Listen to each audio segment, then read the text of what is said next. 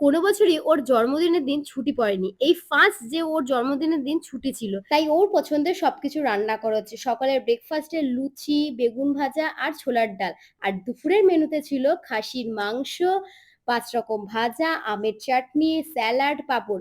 খুবই অল্প কিছু রান্না করা হচ্ছে। কারণ ও আগের থেকে আমাদের বলে দিয়েছে যে বেশি কিছু রান্না করতে না। কারণ ও একদমই বেশি খেতে পারে না। তাই ওর পছন্দেরই রান্না করা হচ্ছে সবকিছু। আমার বিয়ের পর থেকে প্রত্যেক বছর দাদা ওর বার্থডের দিন কেক নিয়ে আসে কেক কাটিং করার জন্য। এই বছরও ও কিন্তু ভোলেনি, এই বছরও কেক নিয়ে এসেছে।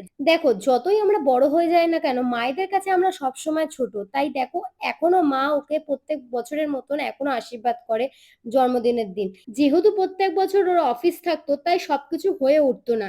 এবছর যেহেতু ওর ছুটির দিন পড়েছে তাই মা ওকে সুন্দর করে সাজিয়ে গুছিয়ে দিয়েছে খেতে।